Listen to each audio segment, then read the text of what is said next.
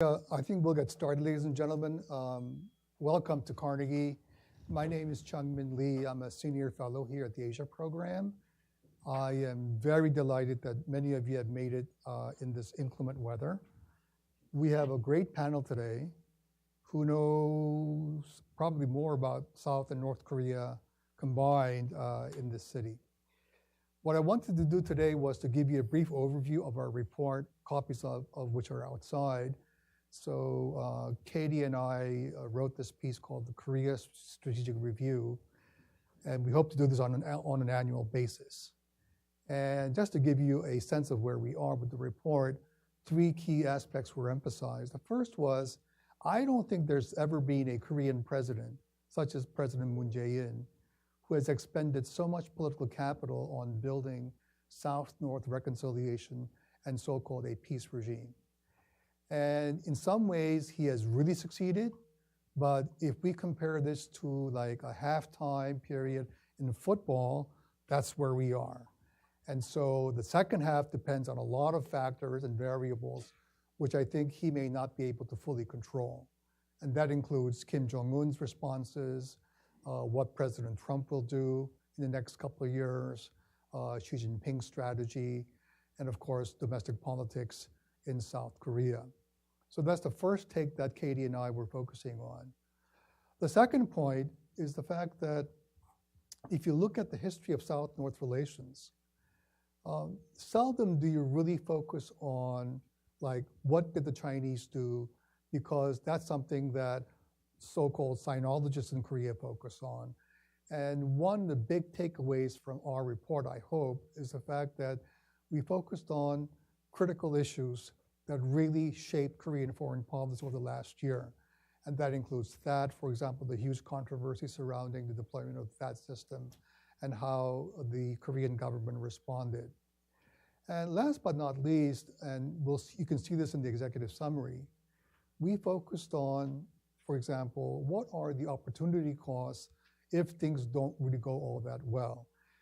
Currently, the Korean government, the South Korean government, is at the height of its political power, as you all know. But in Korea, we have a single 5-year presidency. He is really strong for 2 years.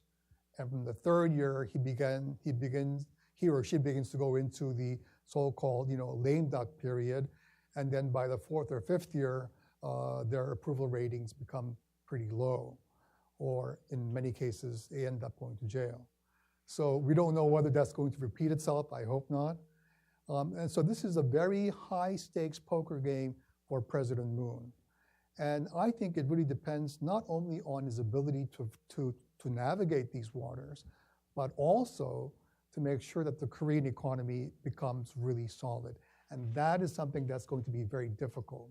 So I believe that the ultimate legacy that Mr. Moon will leave behind not only will be on South-North relations, but on the extent of whether he will be able to revive the Korean economy. KDI basically says that next year it'll be about 2.6%. Moody's and others have said even lower. So unless he's able to really jumpstart the Korean economy, he will face a lot of headwinds going into his third year in May 2019. So let me just stop there for my brief introductory remarks. I have today a very special panel, and I'll just go down by the list. And on my left is Jean Lee. She's the director of the Hyundai Motor Korea Foundation Center for Korean History at the Wilson Center. She just hosted a major meeting yesterday with the Korean Minister of Unification and other dignitaries. Jean was the first, I think, American journalist to open a full-time office in Beijing when she worked for the Associated, in Pyongyang, sorry, when she worked for the AP, right? And so again, this is something that is really, really, really important because she has on-site experience working on a daily basis with her counterparts in North Korea. And so it's a real pleasure and an honor to meet you, Jean. And on a very, very personal level, her name is exactly the same as my daughter's. So be kind to me. That's right, that's right. And then and in the middle is James Shove. Jim is an old Carnegie hand. We used to work at a small think tank in Boston many years back. He is one of the most knowledgeable experts on Japanese foreign policy, but I don't know why he calls himself a Japanese expert, because if you see his work, 90% is on Korea. So Jim is very knowledgeable on Korean issues, and I just could not be happier working with him, shoulder to shoulder. And Jim has had experience working at the OSD, in the private sector, and he just received a very big award from the Nakasone Institute in Japan. So congratulations. On my very far left, that has nothing to do with his political leanings, is Ambassador Joseph Yun. And until recently, he was a special representative for North Korea policy in the State Department. He was acting Assistant Secretary of State for East Asia and Affairs at the tail end of the Obama administration. He served as ambassador to Malaysia at a crucial time. He is now a senior advisor to the USIP's Asia program, and he's also working for the Asia Group as a consultant. So Ambassador Yun, it's a real pleasure to welcome you to Carnegie. And I have two other people that I want to introduce. Katie Botto is my co-author. She's a terrific research analyst, a Hopkins graduate, Fulbright scholar at Yonsei. She worked at U.S. Forces Korea, and I'm very lucky to have her. So Katie, can you just stand up and get recognized, please? And then we have 3 junior fellows in this room. Where's Paul? Oh, they're downstairs, okay. And Eugene, Eugene is there, okay. She's an Asan fellow from Korea. She's a student at POSTECH, which is the Caltech of Korea. And the way in the bag, whom you will not see, but he is here, is Alex Taylor, our senior program manager. And without him, none of this happens. So Alex, thank you very much. Anyway, so let me begin to ask my great panel and many great friends here. Chris, long time no see, welcome to Carnegie. And the first question is, will the midterms in the US impact North Korea policy? And so let me just begin with Eugene. So do you believe that the midterms, the so-called blue wave, is going to affect the Trump administration's North Korea policy in one way or the other? I think that it's possible that the momentum may shift, and that there may have been some push on the part of President Trump to use the North Korea issue to perhaps galvanize support for his party or for his leadership before the midterms. But then so there was a lot of question, would he try to schedule that second summit with Kim Jong-un before those midterms to get that quick victory? And then we did hear in the weeks beforehand that no, he said, I don't have time for that. It's going to be after the midterms. And we see it being pushed back. Now he's saying, no, perhaps it will be sometime next year. And so I do think that it's possible that the momentum may shift. And that's something that the North Koreans are going to take into account as well. That they may be impatient. They may think that perhaps this North Korea as a foreign policy priority may fall down in terms of priorities for because of the midterms. Just because he may have other priorities and post-midterm elections. Okay. Joe, if I may ask you. I have a very boring answer. It's going to be no effect at all. Not at all? Yeah. All right. Well, thank you for that. You can go now. All right. And may I ask you why there is going to be zero? Because the foreign policy is very much purview of the executive branch. Right. And really, midterm elections, I mean, let's face it, out of all the seats, all the House of Representatives and Senate, nobody voted based on foreign policy. All Korea issues in particular, you know? Right. And so I think also Democrats, even winning, they are friendly towards engagement. So it's not going to change. Okay. So I'll take a little. What's that? Pardon me? Well, let me. I'll spice it up a little bit and say that I think the honest answer is we don't know. You know what the impact really is going to be, because there are some other factors that I could point to. Certainly, you're going to have this House as a check on the Trump administration dynamic, and what does that do to Trump's psyche and mood, et cetera. He also, on the plus side, though, Trump has more loyalists within the GOP than he had before. He's not going to be doing battle within his own party. We will have a new Senate Foreign Relations Committee chairman, a new chairman of the Senate Armed Services Committee. Armed Services, in particular, Inhofe is pretty tough on China, and there are some issues there. As Chris mentioned, Brad Sherman probably will be the House Asia Subcommittee chair in the Foreign Relations Committee, and he's always been very tough.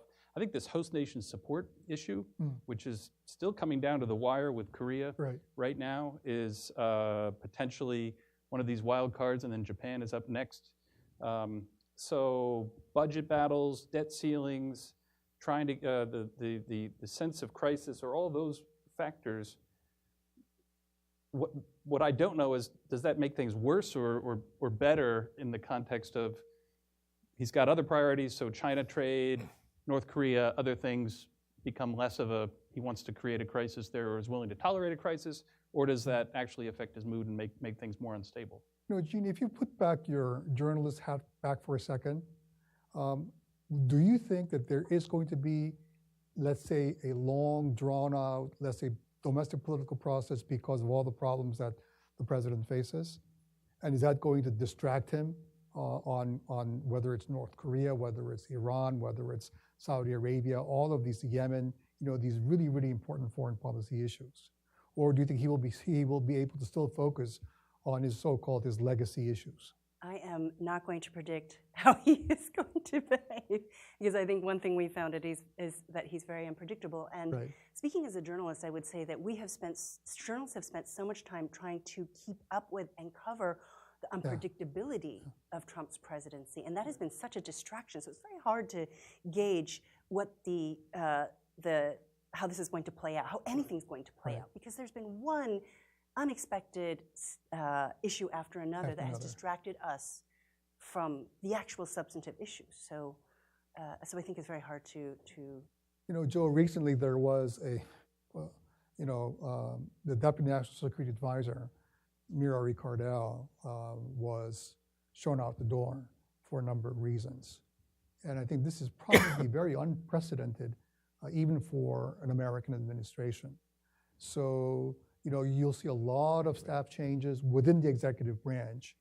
And do you think that somehow will impact policy? Yeah, that will. I mean, everyone is right. At any given day, anything can happen. But to say that midterm election has triggered itself has triggered an effect on North Korea policy is pretty far-fetched, and that's my point. I see. Okay. Well, let me just stick with you, because you've worked on North Korea policy for a very long time at the highest levels of government. And President Trump appointed Steve Biegun as the new North Korea representative. He's working very closely with Secretary Pompeo. What advice, if any, would you give him as he looks into 2019? Because we have potentially a second U.S.-North Korea summit. You have potentially a fourth inter-Korean summit. All of the military CBMs beginning to kick in next year. So what's your take? What would you tell him? Well, I think, Steve Biegun is a negotiator. That's his job. He's supposed to negotiate and engage. So he's got to do his utmost to engage the North Koreans. And at the moment, he's finding that very, very hard. And so I think therein lies his problem, which is how does he get North Koreans to engage? And that's obviously not a problem that Steve made himself. But he has inherited it. So I would say to him that, in fact, he should have plenty of room to move. I mean, it's someone's dream to have president to say that someone that the side you want to engage, that he's apparently in love, So he really should have a huge room to move. But I do believe there's been a lot of mixed messaging from the administration. You've seen President Trump say one thing, which has been contradicted by Bolton and Pompeo. So therein lies the difficulty. But I do think Steve Biegun should use the room created by President Trump to engage, and that's his job. Jim, what would you tell him if you were in the same room with him? I mean, I can't add too much more than what Joe said, but I obviously this problem we face is the willingness of North Korea to engage or not at his level. Right. So, and Biegun is being undermined by these mixed messages because even though Trump is giving him this room, his direct boss is Pompeo. Right. And I think Pompeo and Bolton have different ideas than Trump in terms of what they're trying to kind of keep things disciplined, keep things focused on getting North Korea to be very explicit about what it's willing to give in exchange for benefits. And that tension makes it very difficult for Biegun to even explore what's possible. Oh, I was just going to pose a question to all of you, which is, do you see that as being friction or a difference in approach between Pompeo and Bolton and President Trump, or is it a good cop, bad cop situation where President Trump is the guy at the top saying, we have a bromance here, we're in love, but asking Pompeo to be the tough guy? Well, I don't see a great grand strategy, unfortunately, although maybe by accident they have this opportunity. So you could envision, if I'm Pompeo and Bolton and Biegun, we get together and say, okay, we have this room to move, we can be a little bit of the tough cop, but I think they're still trying to put the onus on North Korea. Their view is the ball is in North Korea's court to come to us with a willingness to talk about denuclearization in a more detailed way. And I think the South Korean government, instead, the Moon government is saying, we understand that, and yes, North Korea needs to do more, but couldn't you do a few things first to make this more possible? And then, so we're a little bit stuck there. Now, maybe Biegun has room to be, maybe they could deploy him to be more flexible than Pompeo and Bolton. Maybe portray him to be a guy that the North Koreans can work with. That could be a strategy that maybe show pictures of Trump and Biegun getting together playing golf or something like that, so that Biegun is the conduit to Trump. You know, Gene, having spent actual time in Pyongyang, and you've also worked in South Korea for a long time, could you tell us exactly, insofar as you can, what does Kim Jong-un think about Moon Jae-in? What does he think about the entire peace process that they both tried so hard to achieve? And they've had 3 summits since April of this year. You've had the Panmunjom Declaration, the Pyongyang Declaration. Moon Jae-in said that Kim Jong-un is likely to come to Seoul by the end of the year, although he never promised that. But give us a read to the audience on what the mood is in Pyongyang now, and in particular, what Kim Jong-un thinks about his counterpart in Seoul. Okay. I will not dare to read his mind. We should have probably invited a mudang, a Korean shaman, to read. However, just to show you how I read all of this, you know, I think that it's so interesting because North Korea does such a good job with its propaganda and portraying the North Korean leader in a position of strength.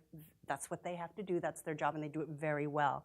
So for most of the world, what you saw in Singapore was really your first chance to see him interacting as a person outside of that sort of bubble of North Korean propaganda. And he was very confident. He showed that he can circulate on foreign soil, interact with foreign leaders fairly comfortably. But I have been watching him since the moment he made his debut. And so I just want to provide a little bit of context, which is, remember that this is a very young man under extreme pressure. When he first made that appearance, his name first appeared in state media in 2010. Nobody knew who he was. They had heard rumors, but they didn't quite know who he was. And he was so young. And I remember thinking, how is he going to survive this transition? Remember that they may show us in their state media and to foreign journalists the showcase projects of Pyongyang, but we have to remember that this is an incredibly poor country with an estimated per capita GDP of $1,700 according to the CIA. per person, per year, $1,700 compared to $39,000 in South Korea. Pyongyang is relatively built up, but the rest of the countryside lacks infrastructure. It's a very poor country. He was inheriting power. He has inherited power over people who didn't know who he was. And so that's a lot of pressure for a young man like him. And I just mentioned that because although we see him now looking so confident, we have to remember that it's taken him some time to get to this point, and he's still under a lot of pressure. He knows that unless he improves his economy, that he's not going to be able to sustain that hold on power, that Kim family hold on power for decades to come. And so I do think that we just need to think about that larger context. He has been, and I've been writing about this for a couple of years, he and his strategists are very good at looking at what the lay of the land is in terms of who's in the White House, who's in the Blue House. Blue House, precisely. So he knew that when he had this, when Trump was campaigning, that there was the potential for something with this presidential campaign who said he would sit down with Kim Jong-un. So built that into the strategy. And also when you had President Moon, I'm sure, it was very clear from state media that they were looking forward to having a liberal back in the Blue House, somebody that they knew that they could work with, working all of that into the strategy. I think there's something really interesting going on here between President Moon and Kim Jong-un. I do think North Korea has a strategy where they're saying, let's make this into an inter-Korean, a joint unified stance. At the expense, perhaps, of the U.S.-ROK alliance or Korea's ties with Japan or even Chinese North Korean ties. But Jim, if I may ask you, imagine that you're having a conversation with President Moon Jae-in, as difficult as that may be. And he speaks English. Right. So what advice would you give the president? Because we're in a kind of a lull. You had this rapid momentum from the Pyeongchang Olympic Games all the way to the April, May, and September summits, and then the June summit in Singapore with President Trump and Kim Jong-un.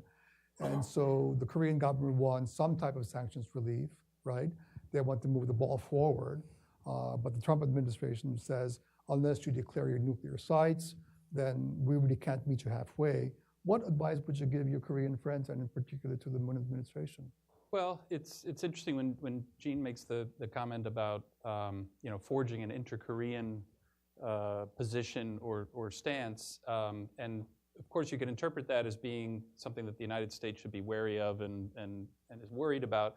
But on the other hand, I tend to think that can be a very positive development. So how do you leverage what he really wants to do and what he's trying to accomplish into something that's positive also from an American point of view? Because I think Moon is pragmatic and has been, they're saying the right things in the context of supporting sanctions enforcement and denuclearization going hand in hand with inter-Korean relations.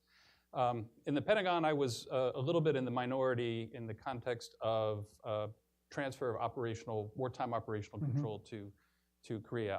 I actually thought that was a good idea. We were trying for 2012, we were trying for 2015, we kept moving it back, but it's very possible that we're getting closer to maybe something in the early 2020s where that's feasible if South Korea makes the right defense investments and the situation is calm enough. I think that's good to put Korea in that position of being the main interlocutor for North Korea in terms of if you want to negotiate peace and economic vitality, et cetera, you do it with South Korea, and the U.S. backs you up in that regard. Trump should like that, generally speaking, and I think you can do it in a way that preserves deterrence and security. So I would be looking for not necessarily end-of-war declarations prematurely. I would not be looking for trying to give up on the deterrence piece either. I mean, I'm a little worried right now that the way this summit is shaking out into early next year is, we're supposed to make a decision, the United States and South Korea, on the spring training cycle by December 1st or so. So I can easily see, for the sake of diplomacy, we're going to postpone that too. And I think we need to set some clear standards and demands for reciprocity with North Korea, that look, you can exercise some exercises, conventional exercises are legitimate and fine, we need to do them and you can do them, but let's keep going on the comprehensive military agreement, let's keep going on confidence building measures, but not give up totally on that. And the same with sanctions too. I think sanctions enforcement makes sanctions exemptions more valuable.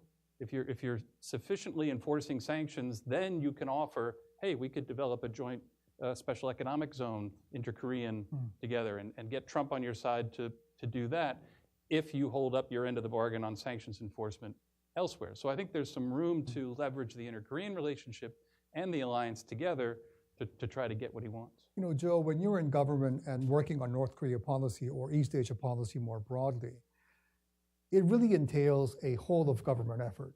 It's not just state to state. You've got to have the NSC on board, the IC on board, DOD, and so forth. Do you believe that we are seeing that type of effort today in the Trump administration? Is there a whole of government effort, or is it more like ad hoc or piecemeal? And by the same token, since you're a frequent traveler to Seoul, do you see a whole of government effort in Seoul working on North Korea policy? Yeah, I think that's a tough question to answer because in general, bureaucrats are very hierarchical, right. You know? So you're going to agree with your boss, and he may be an idiot, but you end up agreeing with your boss, you know? And that's so, not implying you had idiots as a boss no, before. not at all, you know? Yeah. And so at what level of detail they know, and right. So on. So it is true that there will always be tension within an administration between those who advocate policy and those who implement it. So for a good example is actually what Jim said. I completely agree with him on sanctions, which is that, you know, in order for sanctions to be effective, they have to be implemented. And that's why exemptions are very, very valuable. But once you're wedded into those sanctions, there will always be resistance from those who are implementing sanctions to give exemptions. And so that's a difficult issue. Similarly, say for non-proliferation issues, you know, obviously you want verification of agreement, you know, say, you know, denuclearization agreement. But verification, nobody wants to give verification, so you try to get to it. But those who are working on verification side, is this just beginning and the end of everything, you know? So that becomes difficult. So I would say within the community, which is why you do appeal to your boss to resolve that issue.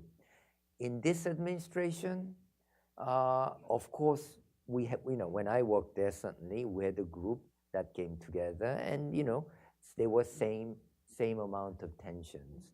I think in those cases, it's really up to those policy side to get the green light from their bosses and to pursue that direction. And that, I would imagine, happens everywhere, whether you are in Washington or Seoul. So that's the responsibility of the principals, I would call it, to set that direction so that the objections of those, you know, on implementation side becomes less of a barrier to get to the next level of engagement. I mean, let me turn the focus a little bit to South Korean politics. One thing that I found, I joined Carnegie in early July this year, is that there's a lot of expertise in this town on North Korean issues, on China, obviously, on the US-Japan alliance. And people talk about South Korea, but only not as a main driver on critical issues. And I think the absence of analysis on South Korean domestic politics is something that really needs to be, ramped up. So Gene, let me just go to you. In April 2020, we have in South Korea National Assembly elections, which are really important for President Moon and the Democratic Party if they want to retain the presidency, assuming that the current 5-year presidency holds. So in your view, how do you read the domestic political terrain in South Korea today? Oh, I'm so glad you're bringing this up because I don't think we talk about that, but it's so important to understanding what's happening with policy, not only with North Korea, but right now, politically, it is so divided. The politics is so partisan.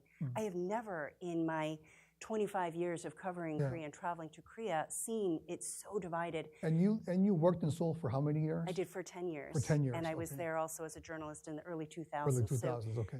And in the 90s. Right, so I've been going back and forth. My family lives in Korea, so I've been going back and forth, and I've never seen it so divided. And I think that's important to remember. We have a different group of progressives in the Blue House in power after 9 years of a conservative government. And who have been waiting in the wings, ready to, and that is shaping and coloring everything. I've never seen it so divided. I think, though, that for President Moon and his party, he is, as you mentioned earlier, he's put, and as you mentioned in your paper, he's put so much of his energy and capital into the North Korea policy that I think that that will shape and affect what happens in 2020. But I think whether his economic policies will actually turn up is going to be a critical indicator. And that's what I mean. I think he spent so much on North Korea, perhaps not enough on the economy. And, you know, South Korea is the world's 11th largest economy, and no president, left or right or center, can tell the market, do this, and then suddenly you have job creation. It just doesn't happen. And that's something that I think the Moon government is finding out now, how difficult it is to implement your favorite economic policies. Right. I would just want to say that in some ways, you know, for us, we look at this in terms of North Korea, but for South Koreans, the economy is number one. Well, sure. And especially for that younger generation who are having such a hard time getting jobs. And that will determine what happens, I think, in elections. Yeah, because Koreans, like other democracies, vote with their wallets. So, Jim, on that point, let me ask you a question. Japan under Prime Minister Abe, and he's been one of the strongest prime ministers in the post-war era, right? And his economic policies have actually worked so far. And it's surprising to see that people in their 20s are very supportive of the LDP and his cabinet. And so if you read that and what's happening in South Korea, how would you compare and contrast what Abe has done politically in Japan and how President Moon has done politically in South Korea, since you know both capitals so well? Well, you know, there's always apples and oranges in this kind of a situation, and Abe doesn't face the same kind of central existential issue like North Korea. That Moon does face.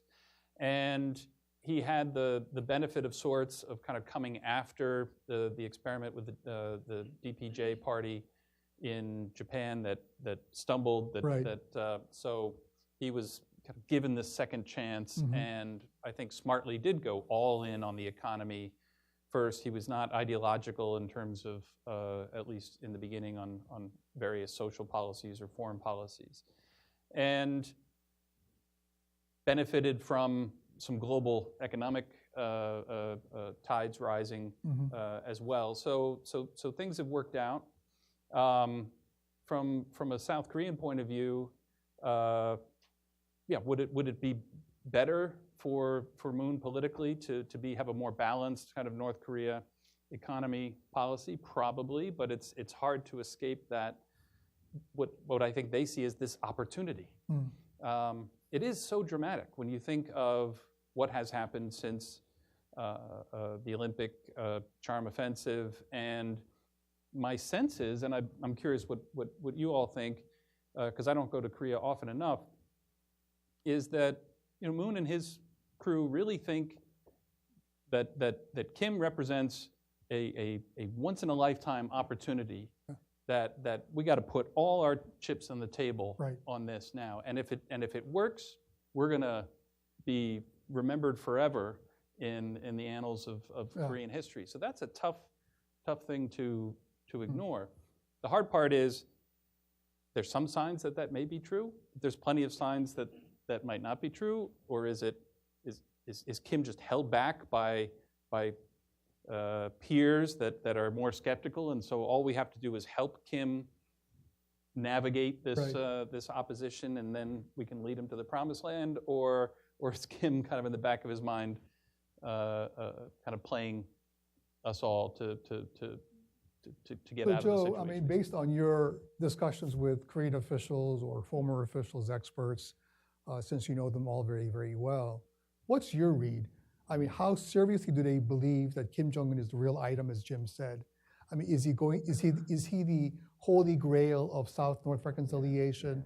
Are they going to get the Nobel Peace Prize and, you know, like we're going to sign this peace treaty and there will be an irreversible peace regime on the peninsula? Yeah, I think there is tremendous amount of belief among the Blue House folks. Right. You know, I don't know whether that has spread beyond Blue House, but certainly within the Blue House, there are those who I call true believers, you know. Mm-hmm.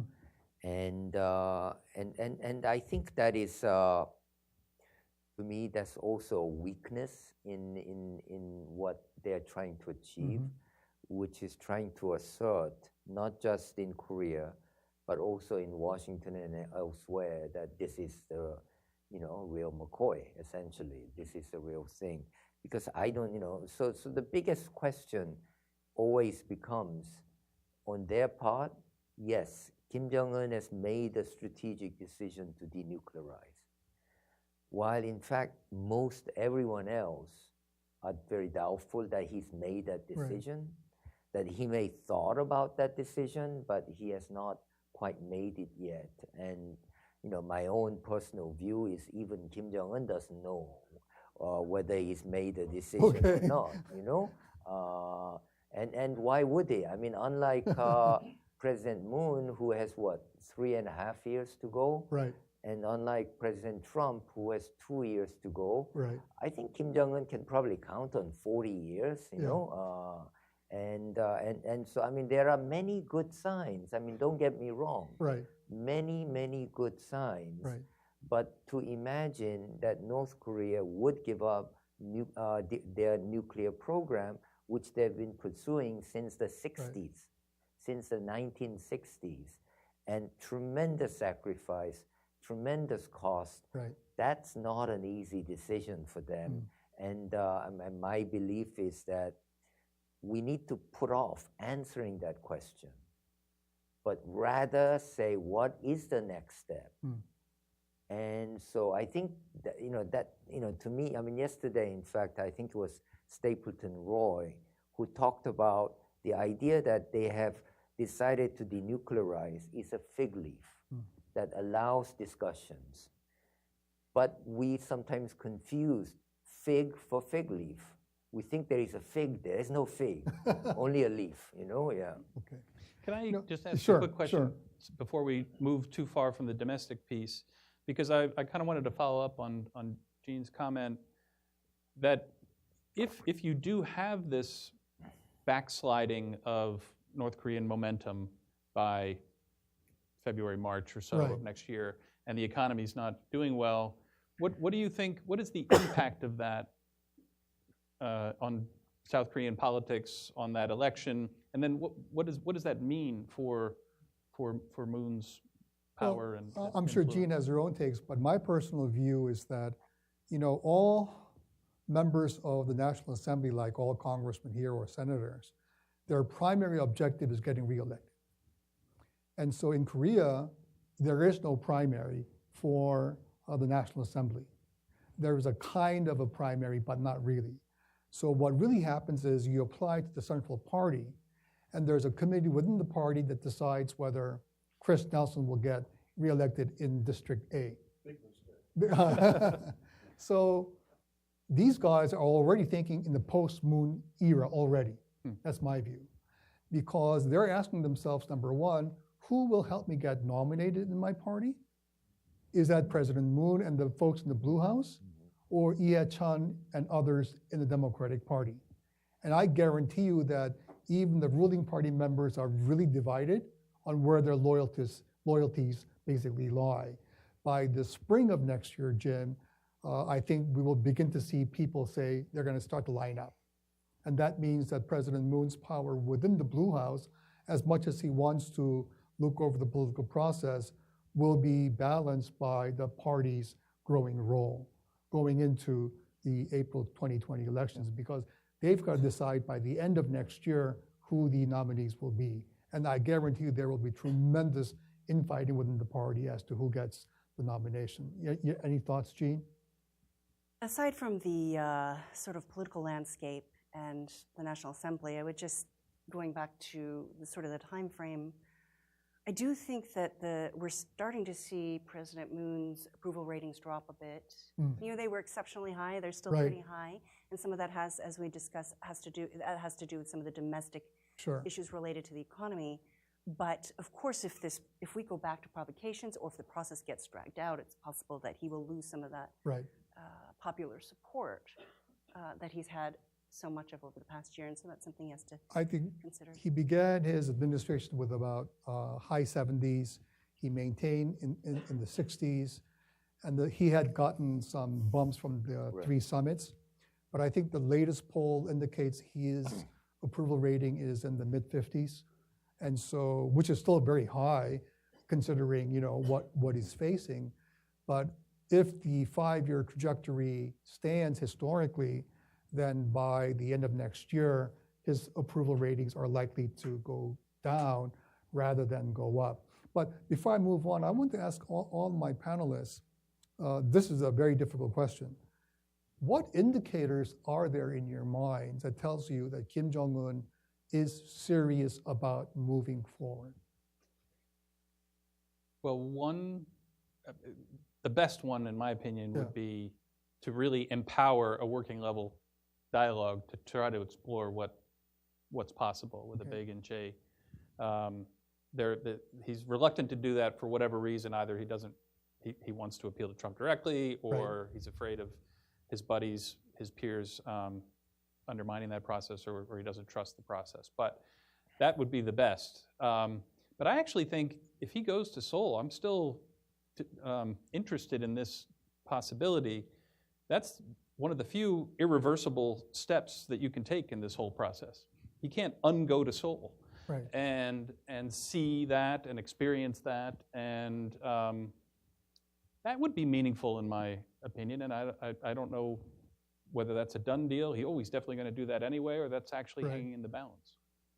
Joe, what do you think?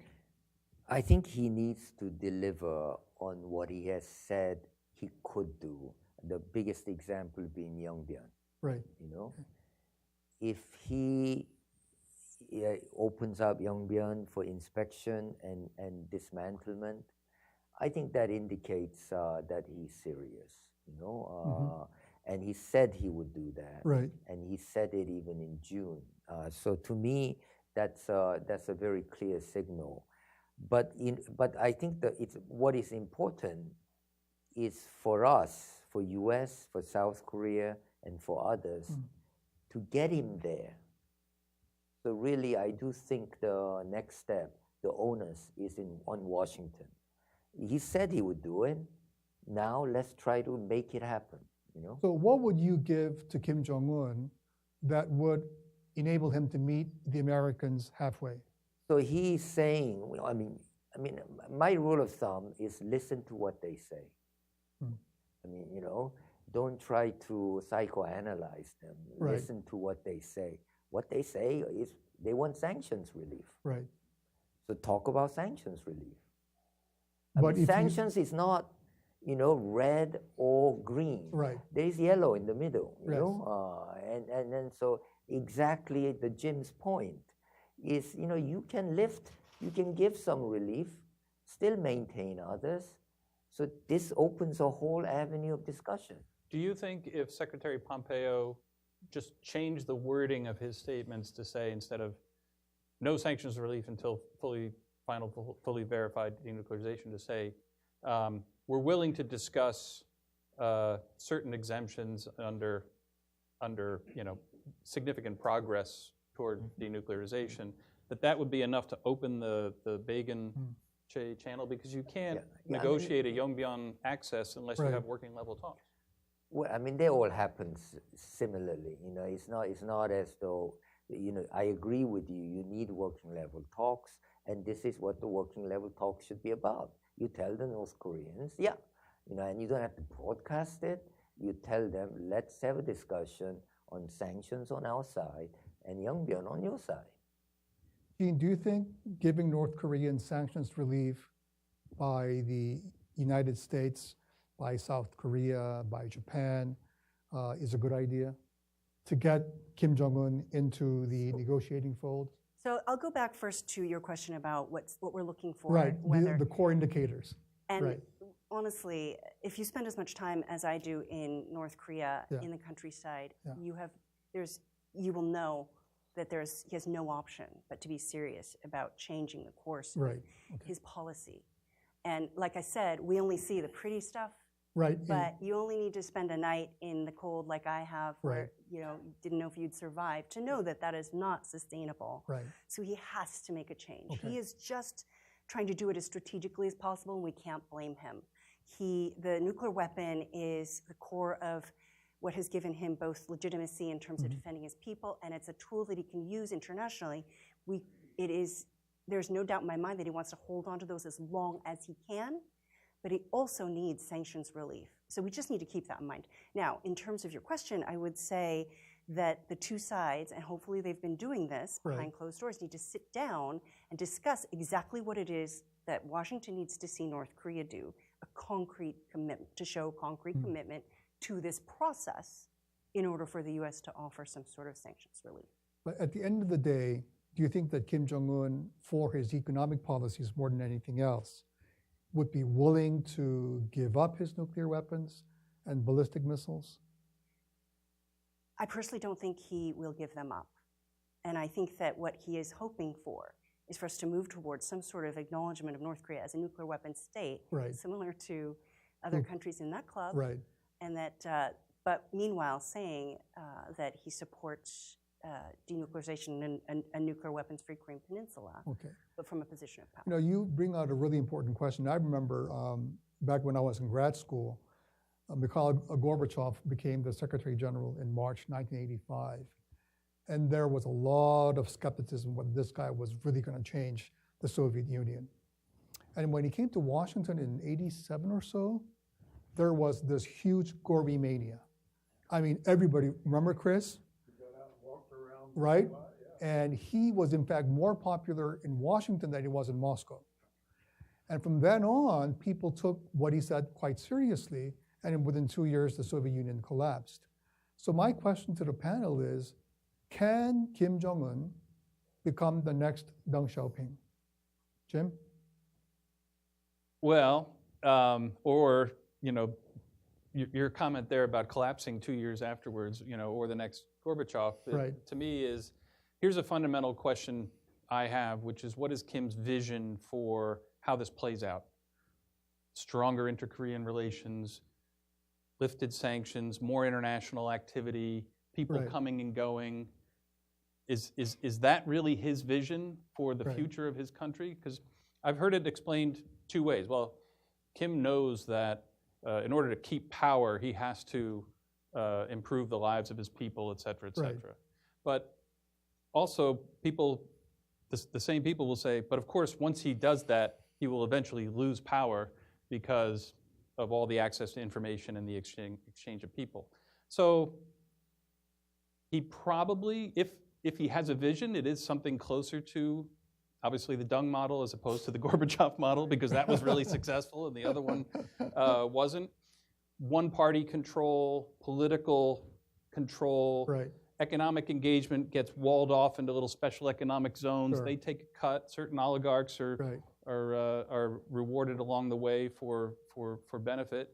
And especially, I used to think that once you break down the barriers of information, et cetera, the Kim regime the days are numbered. You start the clock counting down.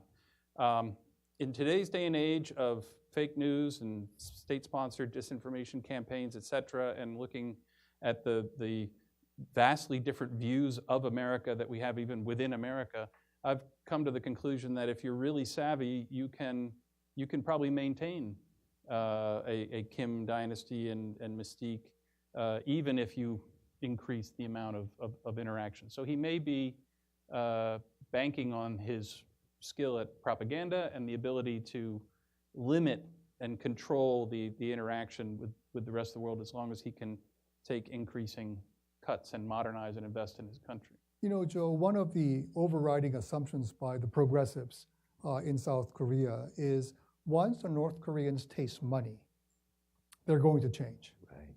Because money really is the driver of the economy. The Changmadang, the Donjus, who actually now have a lot of influence on how the semi-market is run in North Korea. Do you believe in that assumption? Do you believe that the more that North Korea engages with the outside world, that South Korean projects go in, maybe Japanese companies or American, infrastructure projects? I do believe in it in the long run. In the long run. In the long run, right. That could happen. But I think that's going to take really long time. I really do believe that North Korea has developed a different culture, right. different system. And so I just don't imagine that all these scenarios of collapse, right. Once it opens up a little bit, there is more information, it's going to collapse. I don't buy that, right. I think they will resist change for a long time, and change they will allow will be very controlled. And the other thing that I think also in a little bit differently we forget is that China could do that because it did not have a giant, successful another China next to it, like North Korea, South right. Korea. So I do think the foremost concern on the long-term trajectory of North Korea is how they deal with South Korea. It's not the United States. It's how do they relate to South Korea, which in terms of GDP is 60 times higher, in terms of per capita GDP, 30% higher, 30 times higher, So that's a challenge that I don't think any country has faced with same people, same history, same culture, except you are 30 times wealthier, But Gene, let me just on Joe's point, that is very, very true, Joe. But I think we also forget the fact that North Korea as a political system is highly resilient. So that although they know they're much poorer than South Korea, they're backwards and whatever, they also know that they're able to forge political messages that are very, very focused. They're able to seep into the Korean mainstream, whether by media or by other sources. So I agree with you that South Korea is much richer, but it doesn't mean that South Korea will always win politically. And Gene, based on your experience, and of course even after, there are some 5-7 million cell phones in North Korea today. And you cannot make international phone calls, but they have smartphones. And the super elites have access to the internet, but not the masses. Almost every single North Korean has watched a Korean drama or some type of a Korean movie, and they have some understanding of what's happening in the outside world. If Kim Jong-un begins to open that crack a little bit more and more information seeps in, as a journalist and as an analyst, what are the social implications in North Korea?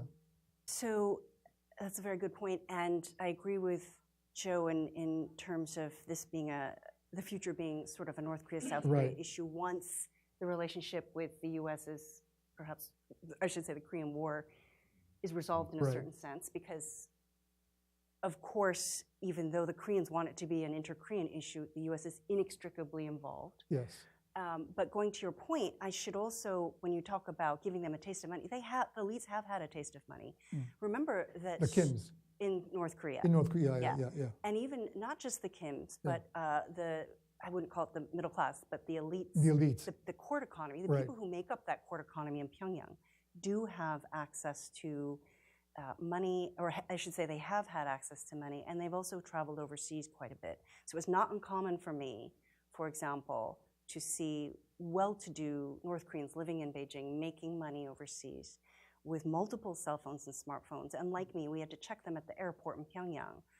But they are very accustomed to all that technology that they were used to living overseas, eating out, all of that. In a sense, because of that, Kim Jong-un has also had to give them that in Pyongyang to maintain their loyalty. Yeah. So they have had some. So the sanctions are partly designed to put a little bit of a crimp on their lifestyles, right. and to try to try to encourage them to voice their opposition. And so that's something that Kim Jong-un is also having to take into account. Now, I just wanted to go back to the point of North and South Korea and how this economic engagement is going to happen. Right. Absolutely agree with Jim that North Korea is going to, the regime or the government is going to try to control exposure as much as possible. The delineation between the locals and the foreigners are so extreme in North Korea even today. And the best way for in the North Korean mindset, the best way to expand their economy is to deal with South Korea, because only South Koreans have the emotional attachment, and only South Koreans or ethnic Koreans are willing to give millions without expecting much in return. And so they're going to use these special economic zones. Those are zones, as we've mentioned, where they can control the interaction and influence of the outside world. Let me take that point a little bit further, Jean, because in the last September summit, you had Lee Jae-yong from Samsung, from Hyundai Motors, SK, Chaetaewan, and others. And so these chaebol chairman or vice chairman visited Pyongyang. And of course, as they were having naengmyeon, apparently some things were said, But if you are a Korean conglomerate and looking into investments in North Korea, although there is a national reason for doing so, your bottom line is this going to be profitable, right? Is this sustainable?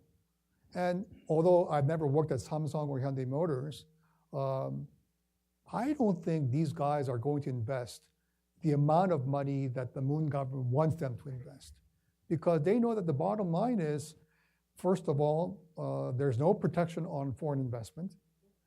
They have no guarantees that whatever profits they make, they will be able to repatriate back to South Korea. So there are lots of issues, regulatory, legal, and political. And so that's why I think there's going to be pushback from the chaebols if there is pressure from the Moon government.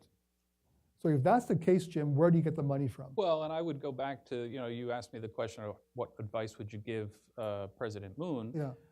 Part of my advice would be to emphasize it's in your interest, too, to insist on international standards with North Korea on interaction, not to give special treatment, to say that, if we're going to do this, we're going to do this above board. These are the things. We'll work with you on developing these kinds of protections and legal provisions. And maybe there's a few little things early on you can do that help smooth the way, but I think very quickly you want to insist on that. So in terms of where the money is going to come from, I think that's the argument is if you do this, and okay, it can be in a special economic zone. We don't have to have people running all over the country necessarily. I think it's okay to take our time and play the long game here. Right. But the money's got to come from the private sector. I think it's going to take far longer for North Korea to qualify for, World Bank loans or IMF loans, and so they can begin that process, but they're not going to clear those hurdles. But there should be. I mean, South Korea has been an island, in a sense, separated from the rest of Asia, and you could really improve the productivity of Northeast China, of Far East Russia, and there's a lot of potential once you can really connect all of that together. And there'll be some big infrastructure projects on LNG and some other things that require government backing and certain international loans. But I think there should be plenty of attractive projects at a basic level, and everybody's searching for cheaper labor in Asia right now anyway. So there's a balance somewhere to be found. We just don't know if the Kim regime is actually willing to adhere to international standards. You've worked in the private sector before in Japan, and so let me just ask you, Jim, if you were a Japanese company, whether in construction or infrastructure projects, electricity, whatever that North Koreans need, and there is an opening, even before the normalization of Japanese-North Korea relations, if you were from an intrinsically business point of view, would you be willing to invest a lot of your yen into the North Koreans right now? Well, there are a couple of problems. Obviously, you have the lack of dialogue between Japan and North Korea. Noticeable. Prime Minister Abe just yesterday again mentioned that he was willing and interested in trying to develop a dialogue with North Korea. but the abductee issue is politically very, very high on the list and needs to be addressed in some way. That's a huge hurdle, and I wouldn't be committing money to North Korea until that's sufficiently addressed or there's a process to address that. And these other issues about international standards or investment protections, I think, are also, I would not be rushing in there. But yeah, I could see especially certain elements of, I mean, Japan has a labor shortage. Japan always is looking for new markets, is looking for new access to resources, et cetera. There's a scenario I could see, and we remember the old days when Kanemaru-san and others took, cement investors and coal and other folks, over on delegations off to North Korea. But I think Japanese money in the North Korean issue is not going to be flowing into the commercial side anytime soon. But it's going to cost money to verify and dismantle the nuclear weapons and biological weapons, et cetera. So I could see Japanese funding going to the process of improving security and supporting that side of things. That wouldn't be private sector money, but. But Joe, if you look at South-North relations, let's just take the economic relationship. And the Moon government really wants to ramp up North Korea's infrastructure. They're willing to spend between $40 to $100 billion initially. And so the National Assembly wanted to pass that bill, but because the opposition party was against it, they just passed it in the cabinet. So the Moon government wants to create a number of these huge mega pilot projects. Is that going to happen even without U.S. approval, quote unquote, or lifting of sanctions? No, I don't think. How do you go beneath the radar? You cannot. You cannot, right? You cannot. Yeah. Yeah. I mean, you cannot break. These are not just U.S. sanctions. These are also UN Security Council resolutions. And South Korean sanctions. Yeah, and it's clear. And also remember there is the anything that goes back and forth through DMZ is controlled by UNC, UN Command, which is effectively the U.S. four-star general. Well, so this is why the Moon government argues to the U.S. that you've got to give the North Korean sanctions relief, not only to entice them back to the table, but so that South-North economic relations can really, jumpstart. Although there are, of course, pros and cons. When you were in Pyongyang and in your interactions with average North Koreans in the countryside, how much did they know, Jean, about what's happening really in South Korea, if you could talk to them relatively freely? I think they're much more aware of South Korea than we think. However, remember that they are fairly, it depends on who you're talking to. Yeah, did you always have a minder when you went to the countryside, or were you able to go on your own? So I was not able to go to the countryside on my own. Right. I went with my staff. Okay. And to explain how it's very hard to travel within North Korea, as many of you know, even for foreigners. So that's why you so rarely see, when foreign media go, you rarely see them leave the capital because they don't know how to apply for permission to leave the capital. And of course, going to the countryside, I had a car, but I wasn't allowed to drive it as an American. So I had to, had a driver. You have that North Korean driver. And my driver was not allowed to be in the car with me alone. So there are all these rules. Not only, it's designed, they say, to protect us and I think to protect them from too much foreign influence. Right. And so I understood that. The driver needed to defend himself against too much influence. If he's alone with me, that's dangerous for him. Sure. And so, a dangerous person got dangerous ideas as an American. But I was able to speak to people. So often, even if I was accompanied by my driver, there were many times where I would go to these small villages and have conversations. I did learn to speak their dialect and have conversations without anybody with me. And what did you get out of those so-called freewheeling discussions? Well, I was always very careful not to talk about politics because what I didn't want was to endanger them. Right. But I was able to talk about what their lives were like, and that's very helpful as well, what it is they want. Okay. All right. Well, I think we have about, I think we are going to end this at 3 o'clock, and I wanted to give our panelists a chance to have a Q&A with the audience. So if you are going to ask a question, can you please raise your hand, identify yourself, and then over here, Paul, please. By the way, this is Paul Lee and Amy Shea in the back. They're junior fellows, and it is extremely competitive to become junior fellows here at Carnegie, and we're very lucky to have them both. Sir. Thanks. Are we on? No. I think you're on. I am. Thanks, Chris Nelson, Nelson Report.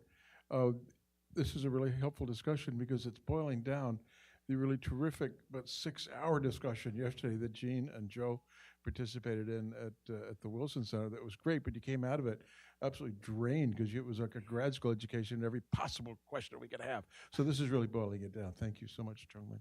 Okay. I wanted to shift slightly to what seems to have happened yesterday. Vice President Pence seems to have, in a sense, taken the advice of the consensus at Wilson, as I heard it, and Joe reminded us of Stape Roy's wonderful metaphor, the fig versus the fig leaf, which was the one thing I managed to get into my report last night. I was too tired to think about it. But Stape's point was Trump thinks he's gotten a fig when he hasn't. He's gotten a fig leaf. And the South Korean government wants us to give some concessions to empower Kim to keep going. And, so there's a lot of optimism and hope there. So yesterday, as we got back to the office, here's Pence apparently announcing that we are not going to require a denuclearization list, a full declaration up front. But I wanted to ask the panel, what did you hear Pence actually say? And has U.S. policy approach changed? And is it getting closer to what the Moon government wants us to do to help sustain hope and faith and movement? Okay, so quickly, Joe. Yeah, I think the U.S. administration is inching step by step, getting closer to what North Koreans want, and I think we should say this is what North Koreans want, not necessarily what South Koreans want. And I think you see that from very early statement after the June summit in Singapore. Folks like Pompeo and Bolton saying nothing's going to happen until there is complete verified denuclearization, and then moving along the language that they need to take significant steps towards denuclearization, and then thinking about the measures and so on. So I do think the gap is narrowing. That is not to say gap is still wide, and I think you see that again, number of statements and signals from North Korea just today. Jean reminded me she reads the Nodong Shinmun every day, page 2. They are saying they test, Kim Jong-un visited some new weapon site, and I can't figure out what that is, but apparently that's clearly another signal that they're not happy that Washington's taking so long over this, Yes, the gentleman in the back, yes. Stanley Kober. I was a student in the Soviet Union when the Helsinki Final Act was signed. Okay. A lot of people here were saying, oh my gosh, what a disaster, we're reaffirming, we're giving away the store. But in my student conversations, there's one guy in particular who asked me what I thought, and then he replied, I hope it means I don't have to serve in the army. It had started a bottom-up movement. Why do we need all this stuff? Why do I have to do this? Why do I have to be repressed?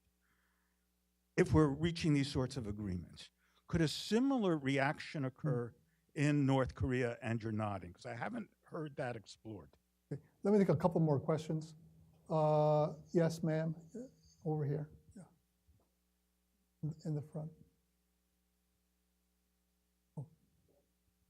I want to go back to what you're talking about, the South Korean economy, and how important that is for President Moon.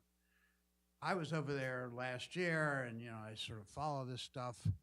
I have the impression that you can't just do a Keynesian juice job on the South Korean economy, that it's going to require a total change in the culture to an entrepreneurial culture when Korean kids aren't supposed to do that. I mean, they don't have garages to monkey around in, much less monkey around in a garage. And so I just think it's going to be a long, long time before the kind of changes that are required really give real oomph to the Korea, that they're going to be mired in this sort of 2-point something for the rest of his term, and whatever the political implications are of that. Okay. I think Paul, there's a young woman back here. Yeah, right there, yeah. Yeah. Thank you. Ruta, a fellow at International Bar Association. I would like to focus more on human rights issues, and I would like to ask your opinion. Is it smart strategy of President Moon to kind of be silent about these issues? And is it realistic to expect that President Trump is going to raise human rights issues without the leadership of President Moon? Thank you. Okay. All right, so why don't we, Jean, you want to take those questions first? So, and I'm going to weave in what Joe was saying earlier. I think if you know the North Koreans, you also know that to bring up human rights and to bring up requiring a full inventory at the first meeting or the second meeting or the third meeting, it's a non-starter. And so you have to, if you have a sophisticated understanding of what really ticks them off, then you know that that's something that won't get them to the table. But I do hope that as this relationship progresses, that those are issues that they will bring up, because we should, while we are in the midst of kind of the normalization of Kim Jong-un, we should remember that he does oversee a very repressive society, and that there are many, many North Koreans who remain disenfranchised, and that we do have this is a country with a vast political system, an enormously dense penal code. Now, as the other question, I think you're referring to the military in North Korea or the military in South Korea? I mean, in terms of serving in the military. Was your question about serving the military in South Korea? Yeah, I don't know where. Well, no, in the context, I think in the context of bottom-up kind of conventional confidence-building measures, reducing the need for service on both sides. Like, why are average people getting dragged into this kind of arms race? And I just wanted to make one point. When we were watching with the first Inter-Korean Summit, I was actually watching it on, I think it was YouTube, and so I was able to see what the South Koreans were commenting on as that summit was unfolding, and so many of the comments were from young South Korean men who were saying, great, does this mean I don't have to go to the military service? And it's very interesting with so I was teaching at Yonsei, like you, and so many of my students remember that they have a very different relationship to North Korea than perhaps we do, because they're so young. They grew up they were born in the democratic era. They've been cut off from North Korea for so long. They don't understand why they have to deal with North Korea. So sometimes I have to remind my students that your future is inextricably linked to North Korea, whether you like it or not.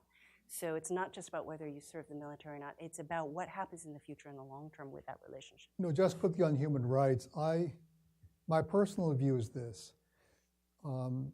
If you're for human rights in South Korea, it behooves you to be for human rights in North Korea. And one problem that I have with the progressive government is that I understand the rationale that you don't want to push human rights into their face. But at the same time, there are 32,000 North Korean refugees in South Korea, and their activities are being stymied by the progressives, which I think is very, very unhealthy. It just sends the wrong message. And so there are ways to talk about human rights in North Korea, and I sincerely hope that the international community, together with South Korea, will continue to push the DPRK regime on that path. And Michael's question. Yes. Well, I was just going to respond quickly on the Helsinki question. I think that's an important point, and I think the North-South comprehensive military agreement and this effort to create no-fly zones and knock down guard posts, et cetera, is come under some criticism because, well, was it fully coordinated within the alliance, or did South give up kind of too much and not getting enough? There are little quibbles and issues related to training and deterrence that maybe need to be addressed, but I think overall that was a very substantive, positive development that has room to continue to progress. And I would actually kind of decouple that to some extent from the denuclearization discussion, because if things roll back on the denuclearization side, in other words, you have a regression of the the talks break down, et cetera. I would want to hold on to some of these conventional confidence building measures, and because that's precisely the time when you don't want a flare up or to happen. So I think building a better armistice or improving that whole situation, and we still have the advantage in satellite coverage and other things, so the no-fly zones doesn't bother me as much. And then on human rights, I was just going to add quickly that and other issues related to missiles or chemical weapons and other things. I think it's important. I've been, convinced by those who would say, well, we need to talk about everything, put everything on the table. Right. And initially I was kind of like, oh, that's too much, too soon. But I do agree with the view that you at least have it on the agenda or it's on the table, because if you add it later, then the North Koreans will say, oh, you're moving the goalposts or this or that. So at least, even if you don't press it too much now, they need to know that this is coming down the line of other things if you want a really normal relationship with the rest of the world. I agree with that. And on human rights, I think, U.S. is typically concentrated on what I call personal freedom, freedom of expression, freedom of speech, freedom of association, and so on. You need to broaden that to include what they want to talk about, which is things like, freedom from hunger, shelter, and so on. Better medical care. Exactly, and that's the way to have a broader dialogue, Before I guess a couple more questions, I want to ask my co-author, Katie Botto. Having lived in Korea, Katie, and we've worked on this project for a long time, as a younger American than Jin, what are your views, having lived there and co-authoring this report with me, on how South Koreans see their role in a future that could be possibly better? That's a big question. I definitely can't claim to speak for South Koreans, but I think that there's a lot of frustration. We talked a lot about the economic issues, and I do think young people in Korea are far more concerned with that than with North Korean engagement. I mean, the youth unemployment rate is still over 9%, as it was when Park Geun-hye left office, and that was one of Moon's big priorities, and he has yet to solve it and has exacerbated that at various points. So I really think unless, as everyone has said many times, unless he's going to be able to fix that issue, I don't think young people, they're just concerned about when they're going to get a job, and their near future. So I'm not sure that they're thinking too far past that. Okay. Yeah. Well, of course they are. They're thinking about many things. And I would say Katie and I were there at the same time, and as you know, every year the threats, it's very cyclical, and young South Koreans are fairly oblivious to it. And that's, we have it, it's in our news quite a bit, but for them, they've lived with this threat for so long that they're almost inured to it. That's right, yeah. Absolutely. Okay. And then, but I think this segues, Michael, we didn't answer your question about the economy. Did we want to get back to this question? Yeah, we'll get back. Okay. I think we have time for like 2 more questions. Yes, gentleman over there in the back, Paul. Yeah, yeah, oh, yeah, Mark? Yeah, Mark, yeah. Yeah, thank you. Mark Tokola from KEI. Yeah. If nuclearization just remains hard to do, what are the odds the next Trump-Kim summit will be about a peace declaration or end of the Korean War? That seems to be something South Korea wants very much. Sir, yes.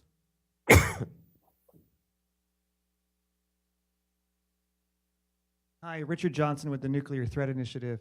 I just wanted to, first of all, fully endorse what Joe Yun said about the need for working level talks, and the only way you get there is to talk about sanctions relief. I think a lot of people forget that in the Iran deal, we started with an interim deal with limited sanctions relief, and we figured out through negotiations what types of sanctions were the ones to be lifted. And that's how you got into the tack of talking about things like a declaration, even if it's not complete. So I guess my question is, if it were up to the panel and you were actually getting to talk about sanctions relief, what are the kinds of sanctions that you would like to see relieved? Are those things to empower the inter-Korean dialogue and those projects, like some of my colleagues in Seoul are saying, or is it something else? What would be your wish list?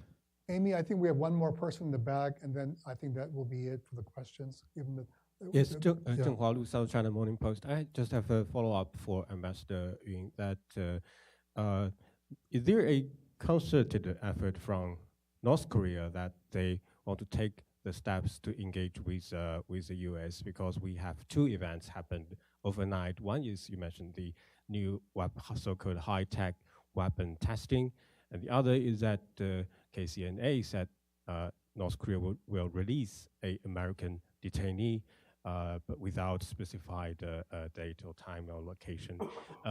So for the first part, is the new weapon testing to put pressure on Washington to push Trump administration to talk about sanction relief, and at the other side, the potential release of a new American detainee, is it a good gesture from Pyongyang? Thanks. So I'll just ask Joe and Jim and Jean to answer one question each. Okay. Can I choose which one? You can choose whatever you want. Okay. The easier, the better. Yeah. I will choose Richard's. Okay. Yeah.